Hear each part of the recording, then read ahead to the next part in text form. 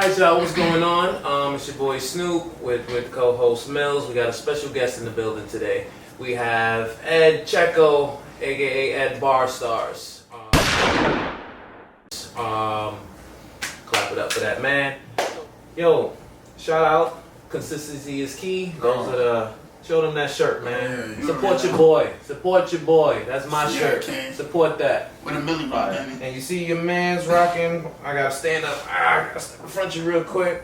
Rocking my little Bar Starzz shirt. Shout out to Ed for that. Stop saying. Nothing on the back too. Long story short, we're starting a little documentary on bar history. Shout out to Rick Wright for starting this movement, and we want to really. A lot of people are inquiring about the golden era. That's what we're calling it. The golden era is basically when it started, and I wanted to reach out to a lot of the pillars of bar history to give us their story firsthand instead of hearing it from third parties. So like I said, we reached out to Ed, who was gracious enough to bless us with this interview. So hopefully we're going to learn a lot together as far as his story, other stories, what he's witnessed, etc. So once again, we got Ed here from Bar Starzz. Appreciate you coming out, taking the time with us, man. You already know. So we're going to jump right into this basically. Yeah. So, for the people, I know you. He knows you because we're in the game. So for the people that aren't in the game, just give us a little introduction of yourself. My name is Ed Checkol. I started Bar Starzz in 2009. I made consistent calisthenic videos since then for like the last decade. And from there I competed in calisthenic tournaments, both freestyle and reps. And I created content, some entertainment, some education. And now I moved on to podcasts about overall health. Yeah, okay. A quick little sum up of what I've... Yeah. Okay, so like I said, we're taking a road trip right now into Pass, and Ed's driving. So we basically, like I said, the focus of this project is bar history. We want to know how things started, who started what, who originated, because, like I said, I deemed it the golden era. From what I see, that era was big on who did what first. Oh, no, I did that first. So if Ed did it, he's sweating me, or something of that nature. That's my move. My signature move. I created the move. I remember that. Yeah. So what we doing, we're calling it the golden era. I don't know what to call this one yet. Maybe y'all can help me in the comments. What do we call our era? I'm just going to call it for this interview the current era. So golden era and current era. But, our era is more competition. We have more competition. It's more about reps. It's not really about inventiveness no more. It's not the uniqueness. Yeah, we went back to the basics. Yeah. But, so the first question I want to ask is... So the first question, as far as you being the leader and the founder of Bar Starzz, and you've always been based in Washington Heights? Yeah, for the most part. I mean, I lived in Miami for a little bit, but... Okay, so, but Bar Starzz were founded here. Yeah, in Washington Heights. In Washington Heights. Okay. So, with bartenders being the first documented team, what made you, Ed, decide not to join bartenders, but to start Bar Starzz? Because from what I've heard, everyone should have been a bartender. Yeah. Yeah, I'd say maybe early 2000s, bartenders was really vibing in New York. Yeah. Like anyone you did anything crazy, like, oh, bartenders. To this day. And I think, I think a lot of people would be lying to say they didn't want to be a bartender at that time. I definitely wanted to be a bartender. Again, this is like 2005, I was like 16, Okay. So that's what we should have started with. We didn't even get your age. How old are you? I'm 31. 31, Yeah. Okay. So I'll be 32 this year. Young OG. Young OG. Okay, so take me back to 2005, like you said. As far as 2005, you said that you wanted to be a bartender. I wouldn't say I started off wanting to be a bartender, but I definitely learned like the freestyle stuff. Interest. Yeah, just from being in the hood, like people would show you like, yo, do diamond push-ups. I seen somebody hit a circle pull-up. Then maybe like another 2 years later, I heard the name bartenders. Okay. I wasn't able to see like the media or the athletes or anyone. So. And that was in 2005 when you heard. I'll say that's like 2006, 7. Okay. You heard about bartenders. Yeah, exactly. Okay. So they were your first contact? Like once you got, were you doing calisthenics before you heard of them, or you found them and that made you want to start doing calisthenics? So yeah, I started working out as a kid. My older brother wanted to be like a bodybuilder. Oh, okay. And he got me for like 10 years. So I always like looked at what he was doing. Yeah. And I think it was a common thing in the neighborhoods to do like diamond push-ups. Yeah. So at the time, that's considered freestyle. Like I remember in the gym, I had L-sit pull-ups, and people were like, "Oh shit, yo, could you go behind the neck?" And that's before I ever heard of bartenders. Okay. So that's like 2004, 2005. So you always had a history of working out in general. Yeah, exactly. Yeah. And then with calisthenics, just because back in the day it was Bally Total Fitness, the only gym, and that was like $80 a month. You know, you don't got that kind of money. Yeah. That's like a straight luxury. Yeah, facts. So maybe like 16, 17, 2006, 2007. Okay. I hear about bartenders from my two close friends who I started going to the gym when they're like, yo, actually, I'm going to the gym with them. They're like, sign up to the gym, and I'm a little older, so I got some money, so I signed up. It's still like $60 around then. And every workout they like start with these pull-ups, and they'll do like behind the neck and stuff. And I was like, oh shit, I do that. I learned that. So I showed them, and they're like, oh shit, how you know that? I was like, oh, I just people do it. Yeah. And then they're like, oh, these dudes called bartenders. And I'm like, and they're like, yo, they do these tricks. So I thought it was people that drink at like a bar. Yeah, that's Not people that drink at the bar. I thought they served, and it was like an exclusive bar, and they do like push-ups and shit. I was like, yo, that sounds mad cool. That'd have been dope. Yeah, that's what I was thinking. That'd have been dope. I was like, shit. But this was before like smartphones were around, so I still never seen it. So I just heard them, but never seen it. Okay. Then I think it was at one of their houses, and This Is 50 posted one of the old bartender videos with Beast in it. Oh, okay. Yeah, and they was going crazy, and I was like, oh shit, but I didn't have a computer at home. So I was like, I gotta get a computer because I want to watch this more. Like, that's how crazy it was for me. I was like, yo, I have to watch this. Yeah. So I ended up getting a computer. I don't know the timeline here. I got a computer. I started getting on YouTube, and by the time I got to YouTube, it was bartenders, and you want to keep looking, but there wasn't so much of it at the time. So eventually, I stumbled onto Highlanders, Barbarians, and Beast Mode, and it looked like more of a subculture after bartenders. So bartenders is like the main stage and like the underground. It branched off into these different teams. Yeah, exactly. Yeah, because I was gonna ask that, like, what was the next couple of teams you heard after bartenders? Yeah, I'll definitely say I don't want to put it in any specific order, but Barbarians, Beast Mode, Highlanders, Harlem Seals. They would have these meetups. So I would say the first videos I've seen is these people meeting up and training. So not any of those individuals, but the group meetups they did. And I was like, oh sure, I want to come to this. They got like different crews and shit. Yeah. Okay. Because at the time, correct me if I'm wrong in the comments, but at the time I believe that was the Bar Club. Doc told me that was before the Bar Club. Oh, so that was before the Bar Club. Doc was even in these videos. Oh, okay. Yeah. So it was some of the notable characters was Bandana Red, Beast, D300, Zeph, Jude. So this was before like Strictly Bar Talk. Yeah. I remember when Strictly Bar Talk started. So this is before that. Okay. Yeah. So once again, take me from there. So now that you know about the bartenders, you know about the subculture, what made you decide that I'm going to start my own crew as opposed to inquiring about joining one of these existing crews? Yeah. I might even sent the email to bartenders, to be honest. Yeah. Trying to be down. Okay. I don't know at what point. But at one point I just felt like I could do it.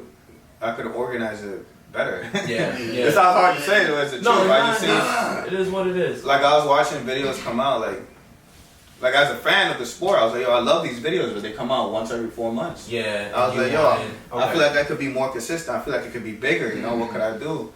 You had a vision. Exactly. Early age. Exactly. I felt like it could be so much bigger, and I felt like going really far to train. I was like, we got a whole crew of people up here that's on it, Yeah. And so I started Bar Starzz with the help of my two friends, John and Tony. Okay.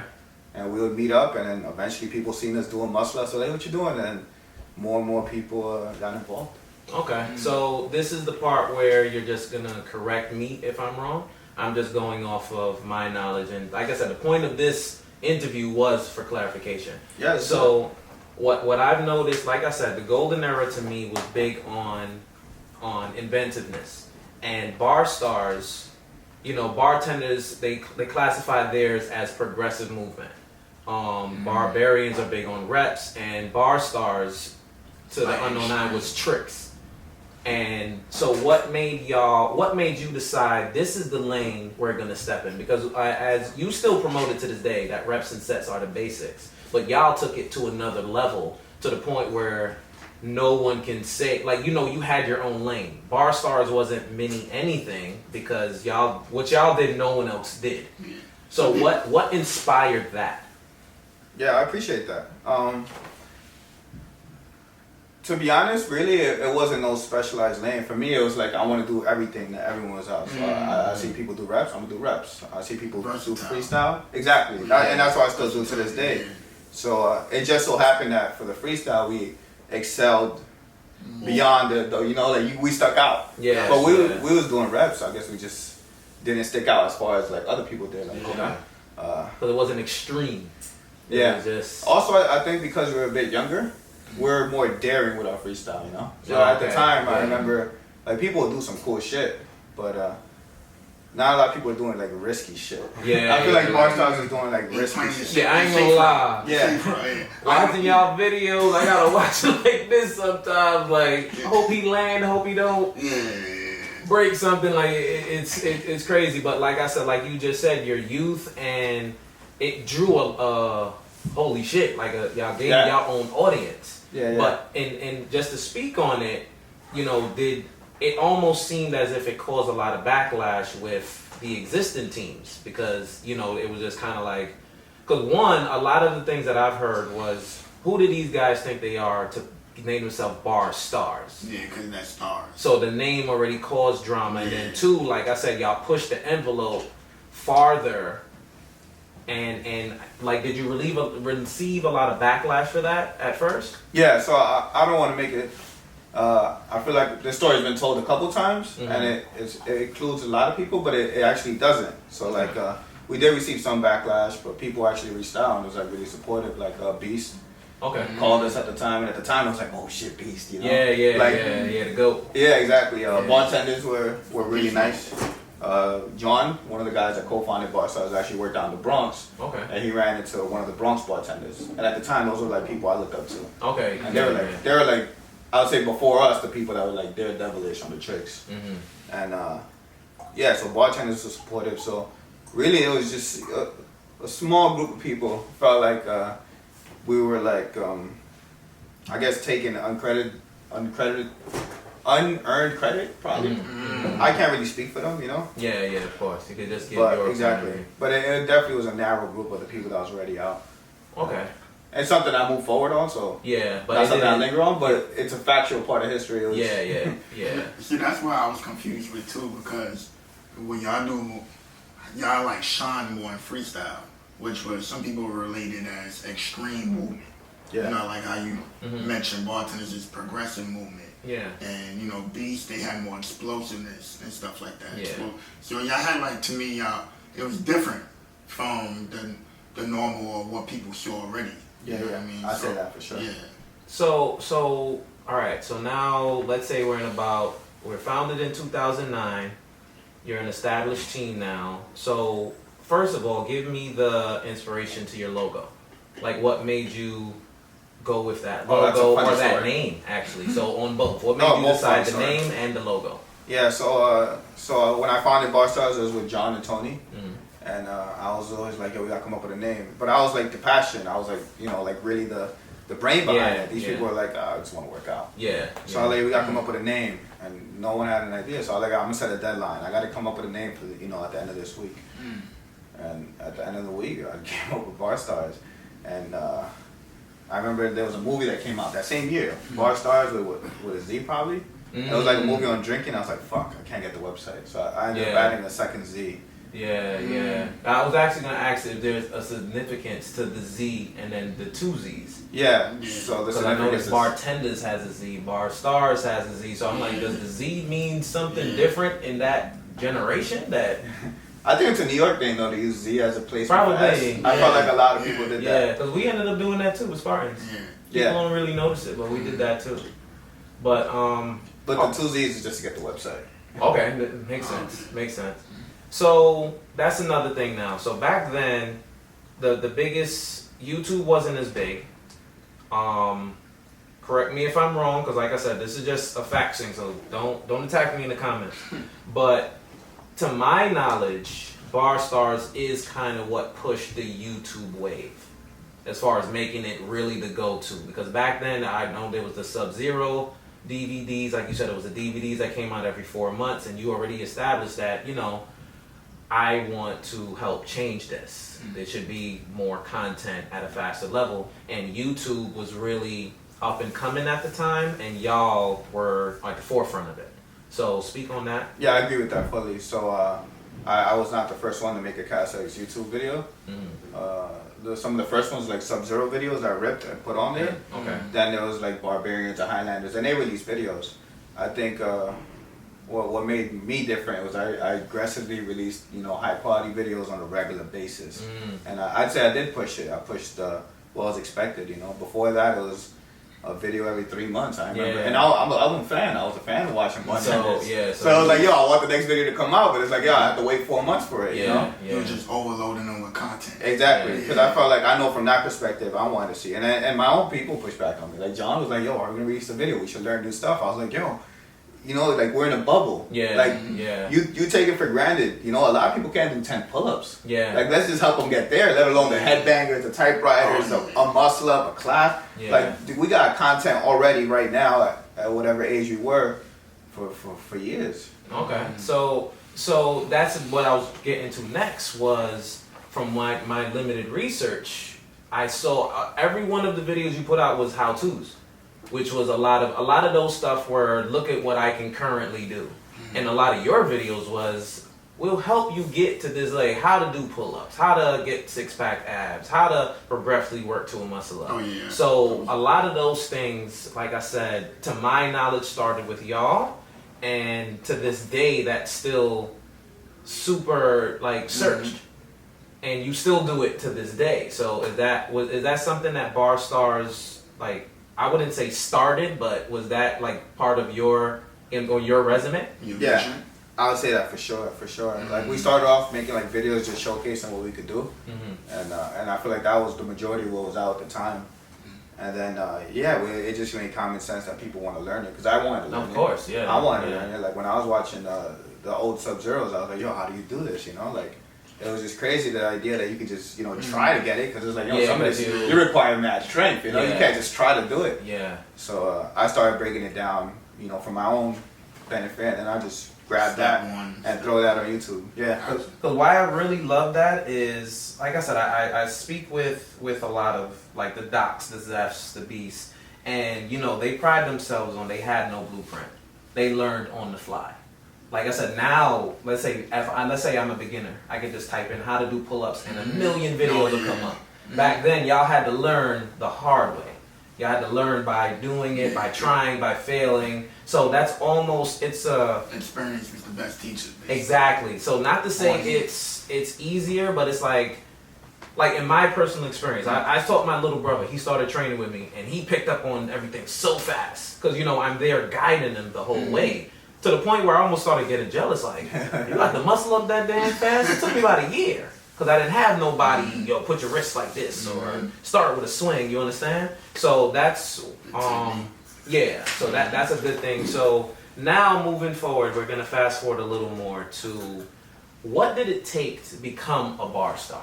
Like, did you have a requirement? Was it just, like, what, in your mind, if someone says, I want to be a bar star, what did they have to display to you to be like, okay, you can be on my team? Yeah, so at one point I remember everyone was coming out with requirements, and I was like, yo, you know, we didn't come out with one.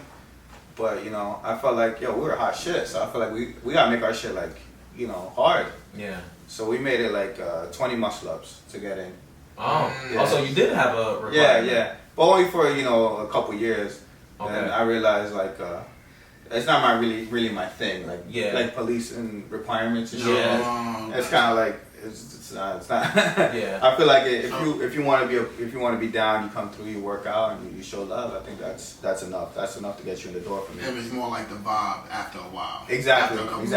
I agree with that fully. Okay. And Was the 20 muscle ups like a time limit or just unbroken? Unbroken. Yeah. So if you watch a lot of the old Bar Starzz, Juan did it, Rebel. Okay. Stick with it. A lot of people that you see from back in the day, they all did it. It's probably the original. Yeah. They probably got YouTube videos up of them doing it. And going back a little bit, home base was always Dykeman. No. So if you go back real far, we used to train at Cabrini. It's actually 191st. Okay. But it's a small park. It's one pull-up bar, one parallel. Okay. Yeah, one pull-up bar, two pull-up bars, one parallel bar. So that's where we meet up during the week. That's where me, John, Tony, Steve-O, maybe like the first 4 or 5 bar stars would meet up. Then once we start getting bigger, we're like, yeah, we can't fit here. And then we knew about Dykeman, so we're like, oh, let's start going to Dykeman. And then that's when we started going over to Dykeman. Okay, so like you just said, you started off and you started expanding. And like I said, one of the biggest things that I've noticed is that y'all expanded out of New York to the point where Bar Starzz movement got so big that there was different branches in different places. I know you said y'all were heavy in Miami, and I know LV Bar Starzz. I know you had some overseas as well, if I look properly. Yeah. So how did that like happen? Like, how do you, Ed, control this massive movement now? See, I think the word control is loosely used, you know? So Yeah. I talked to LV Bar Starzz using them as an example, but they do their own thing. They move. I think what's coordinated is the goals that we have in mind. So I spoke to Cisco from LV Bar Starzz, and he mentioned how he likes what we preach and how we put up for the community and help and teach, and that's what he wants to show. Okay. And I think that's what shares across all the different Bar Starzz branches. It's not, I'm not directly controlling anything, to be honest. Oh, okay. Yeah, so it's just social media connecting people that have like minds. Nice. You just influence them to start their own thing. Exactly. Similar like-minded. Exactly. Because me coming into the game, I don't know if you watch Sons of Anarchy. Nah.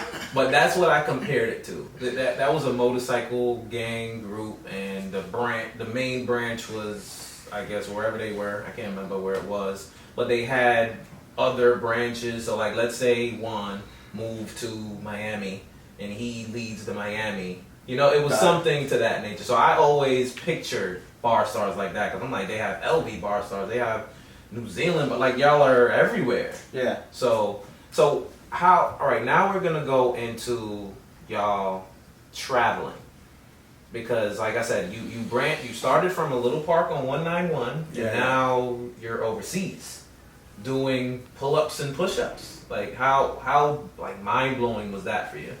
Yeah, it's crazy. Actually, the first opportunity we had, I was scared to go. Like, what was prompted it? Someone requested teaching, or what? So was it was how did it come about? 2011. They were doing the first Street Workout World Championships. So they're trying to link up all these different countries to battle in freestyle. And they had reached out to me and like, hey, we want someone to represent the States. And at the time, I thought I was fired. But I knew for a fact Juan and Sick with it, with people that trained with me that were better. Yeah. So I was like, yo, you guys should go.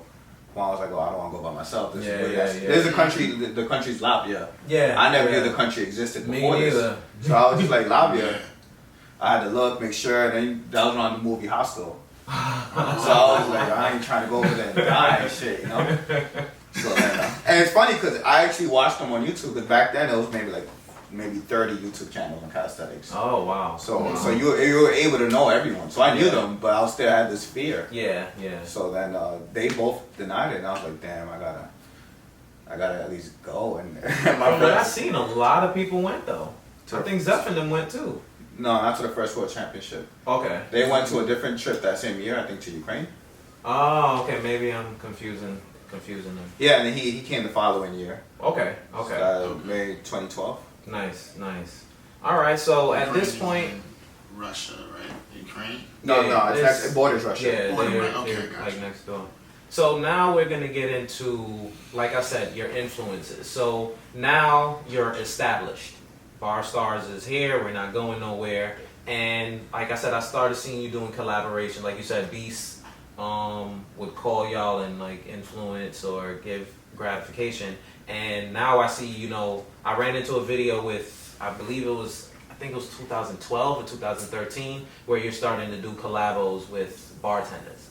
So how did that come around? Like, y'all always had a great relationship? Because like I said, just in comparison, y'all two seem to be the closest just based off of some of the movements. You know, they do progressive movements, but it's not classified as tricks. But Bar Starzz did tricks. But just to the outside eye, it looked similar. Yeah. The same way they say beast mode and barbarians is similar. To a barbarian and to a beast mode member, we're totally different. But to the outside eye, yeah, I can see why people think that. So to my outside eye as a Brooklyn person, I always thought y'all were, you know, almost like bar cousins. Yeah, So, I would agree with that description. So how did the collaborations start coming about at this point? Superstar. Beats. I got that cocoa, I got that cocoa. Just got a boatload, just got a boatload. It's time to unload, it's time to unload. I'll break you off right now if you need that cocoa. Alright, so you said a lot. I usually call them moves. I don't like calling them tricks. I feel like tricks kind of lessens the training that goes behind the move. You know. Yeah. Like I feel like a trick would be like something real easy to be done. Yeah, a move is like trick you earn that sounds shit. deceptive. Exactly. Like exactly. I fooled you, haha. Yeah. What about freestyle? Yeah, that works. That works. Okay. Yeah. Okay. And then so the collaboration with bartenders. I think the first instinct was that time I told you with my friend John was working out with the Bronx bartenders at Planet Fitness in the Bronx. Okay. And I think at the time they seen that people were like hating. Yeah. So they were like, hey, listen, you know, come out, work out with us. And at that time, I think we already did the competitions. So just maybe a year later. The timeline's a little bit off. Maybe 2010, 2011. We meet the Bronx bartenders. It was at the time it was us four. And they also had four, and we just worked out, did a video together. I was like, yeah, we're gonna introduce you to Giant. At the time, we haven't met. You know what I mean? These are the only bar people. We've never met anyone else besides that wasn't Bar Starzz in person. That does like anything, even like a typewriter or LSIT pull up or a muscle up. You know? Yeah. So me and the Bronx bartenders was like, oh shit. And it's like, yo, they're gonna show us everyone else. It's gonna be crazy. Yeah, like okay. I'm not even sure if that video. They took down their channel because they left bartenders like in a bad, whatever. Okay. So that those videos don't even exist. I the can't remember the next time we met Giant. Yeah, the video I saw was all y'all at Jeff. It was Thomas Jefferson Park on 145th, and it looked like a big event, and you was there with one of your boys, and it was kind of like it looked like it was like a pull-up day, and I remember you were talking, saying like, you know, they're giving free STD test in the park. It was like, I guess like a community day, and y'all were part of the highlight of it. That's the first video I saw, and you know, he spoke to you, he spoke to a few people, but that's the first video I saw with y'all two together. And then I saw y'all in Miami and etc.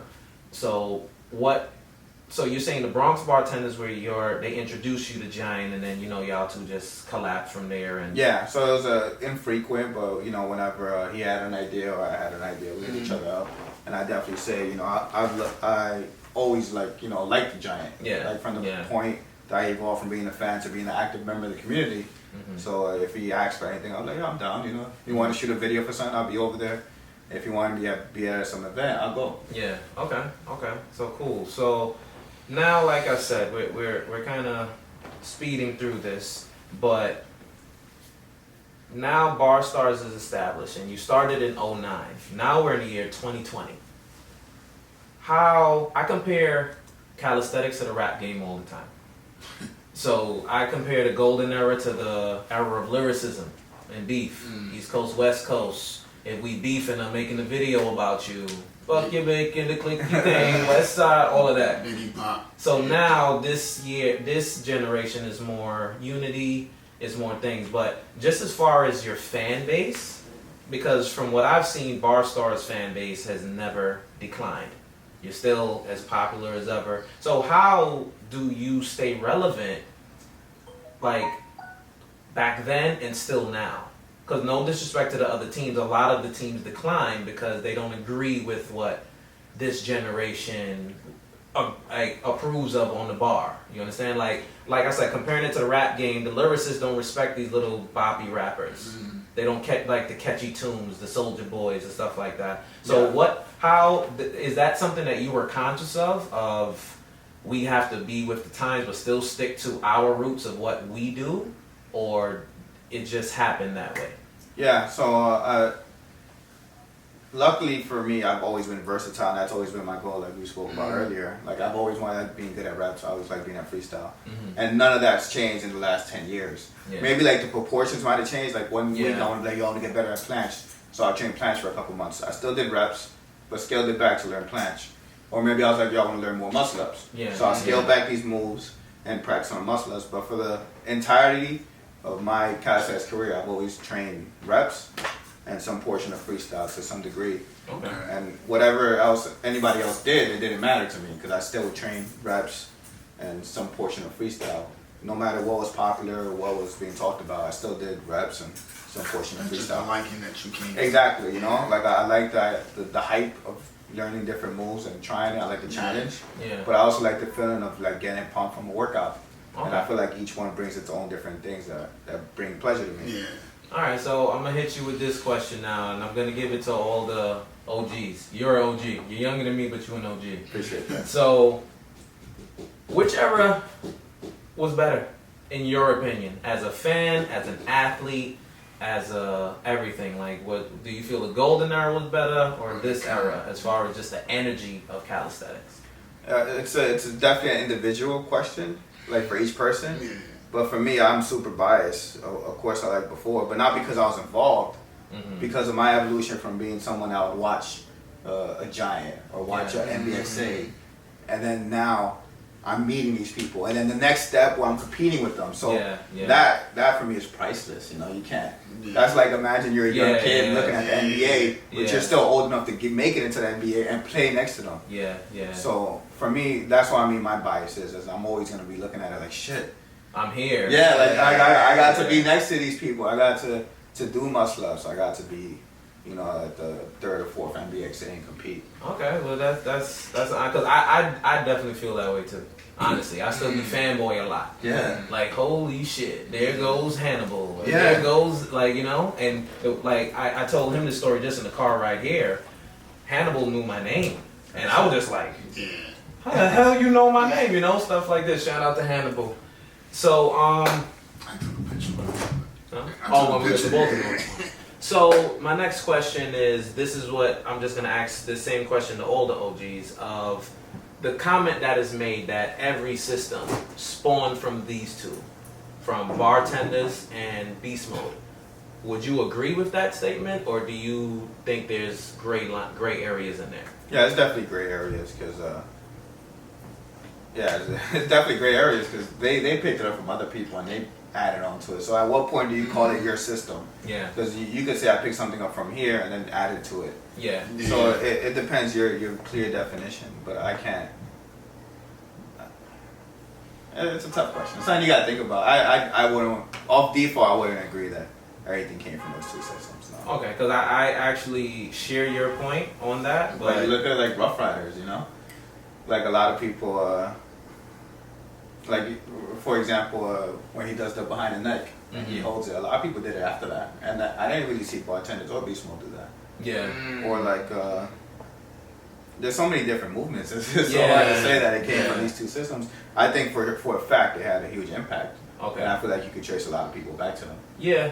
For Yeah, sure. because like I said this in one of the earlier podcasts, there's so many people that aren't public with this. Yeah. And this goes beyond calisthenics. This can be, I've seen this, like I said, I compare it to the rap game a lot. So let's say we on the block and you hit a dope ass rhyme.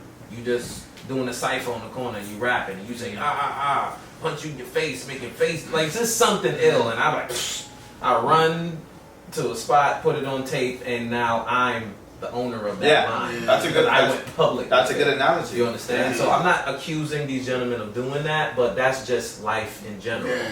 So, like I said, me personally, I'm just doing a little documentary on the Golden Age.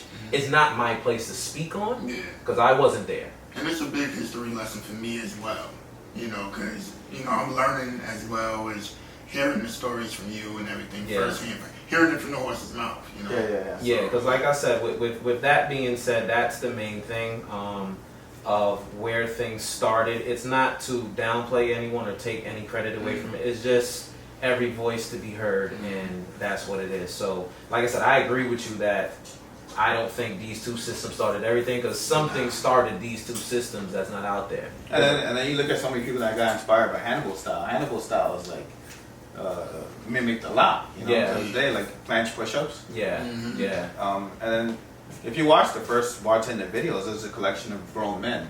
yeah. And also, like, these weren't kids. Like, where Yeah, are they learning were, it from? yeah. So, like, to adopt everyone's thing, and then That's a good one. Yeah.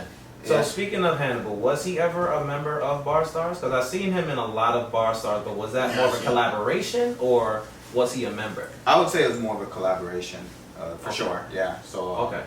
again, it was just like me looking up to Hannibal and going, "Oh shit, Yeah, you know, yeah, it'd be dope yeah. to have a video with you," you know. And that's how I felt about a lot of the people from the golden era. Okay. Okay. You part of the golden era too. You Or I spent guess like pre golden era. Oh, okay. We got a name for that one yet? Yeah, we gotta work. That's it. Pre-golden era. You heard it from Ed first. Pre-golden era, golden era, current era. This is the pre-warm up. Then Yeah. we're gonna get to the warm up. So now we're gonna fast forward to present day. So, like you said, Bar Starzz is still very relevant. I can attest to this. Every time I work out in the gym, Oh man. the first thing they say, "Are you a bar star or something? You getting crazy?" And to me, it's so funny. I happened to be wearing this shirt the other day. I ran into Juan actually. Oh, shit. He works out at the Blink near me, so I run into him from here and there. But everywhere I go, like I said, your name, it's either Bar Starzz or bartenders. Like, you know, you become the face of calisthenics too, which is an honor, honestly. Yeah, for sure. So 100%. so now, like I said, you know, y'all are still very relevant. Y'all got the podcast. So start talking about, you know, some of your current moves, future moves. What can we expect to see from Bar Starzz? Everything. Yeah, so I expect for the next couple years, we'll keep doing what I've been doing, releasing good content that inspires and educates people. With the podcast, I started as a way to pursue my other passions. So I love calisthenics, but I feel like with the podcast, I could pursue questions on like health and longevity and diet and Things you didn't really get. exactly, to highlight. exactly. Because when you look at Bar Starzz, you just kind of think of like the freestyle calisthenics, whereas I feel like, you know, it involves a healthy life. Involves so many different aspects. Yeah. Calisthenics is just the coolest looking part. Yeah. It don't look really cool to sleep 8 hours or like eat your vegetables. Facts. But I think it's still an interesting topic, and I hope the audience that's been following me for years grows with me in that sense, you know. Because I can attest to what you said. If I do go in there and I start doing muscle ups, forget about it. Oh, you part of Bar Starzz? Yeah, You know, 'cause, that's you know, I it's- get that at least a once a muscle up week. is like a unique move. You know, one of the rare moves. It's not just a regular pull up. You know, so they're Bar Starzz, and I'm like, oh man, you know. Yeah. No, that's how it was for me back in the day for bartenders. Yeah. If I hit the scaffold, I'd be like, yo, bartenders. Yeah. So speaking of the apparel, man, me as a designer, I can honestly and directly say I got a lot of inspiration from your work. Oh shit, thank you. Yeah, I like love that. like seeing your stuff, because it was so unique. The I Love Pull-Up shirts, the straight out of Bar Starzz shirts. I'm like, yo, these guys, it's creative, it's different. It's not like when you go into Models and you see the same shirt 10 times. Like, you had a different one, different flavors, and that was so fire to me. And y'all heard it here first. I got my inspiration designing from this gentleman right I here. appreciate that. So, what inspired you? For the designing? Yeah. Oh, that's tough to say. Yeah. I just thought of like cool ideas. I wanted to motivate people and something that falls into calisthenics, but at the same time it had to look cool. Yeah. So I don't design them myself. I come up with the ideas and then I have a graphic designer go over it. All right. Well, But then I would tell them over and over like, nah, change that. Yeah, change that, yeah, change yeah, that. yeah. So I'm like, I guess executive producer. yeah. You The was- mad genius. Yeah. You was always like good with drawing. No, I'm not good at drawing at all. Oh, This is wow. all graphic designer did all this. I'm just Yeah. good at. I'm great at supervising. Yeah, so you just have the idea, you give it to someone, and Exactly. they put the And they puzzle finesse it. together for you. Yeah. Exactly. No, but that's dope Yeah.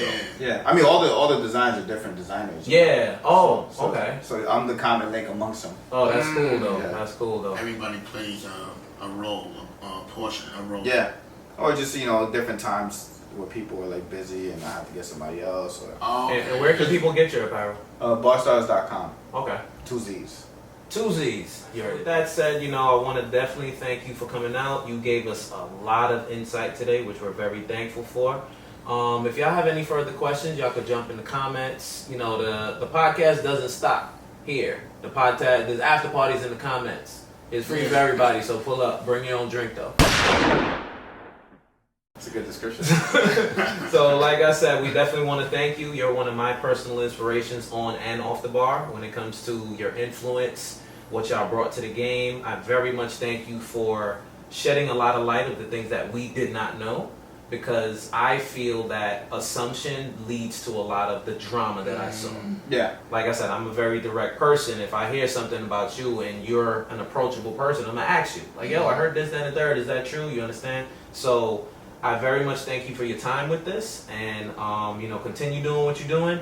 I very much like you coming on the podcast. I'm hoping we're gonna work together. I'm gonna be a guest on yours, and this community working together, positiveness, not the bickering that we've been seeing, because we all got the same goal. We all share the bar, whether we do 1 pull or 100. So let's continue to influence. We don't want this looked back on later in life as them rowdy dudes is all beefing for no reason. We all want to influence people. We all have different ways to influence people. So let's just respect that, at least. I agree with that fully. So, open bar episode at Bar Starzz. Millie Rock, hit him with the Millie Rock. Slow, fast, slow, slow. Cut and print.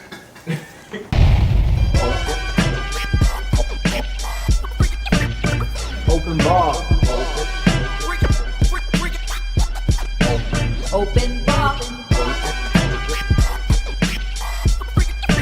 Open bar. Open bar.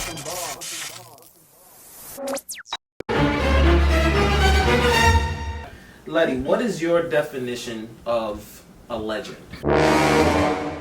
Because I feel you have legends, then you have OGs. No disrespect to the Hannibals, the Giants,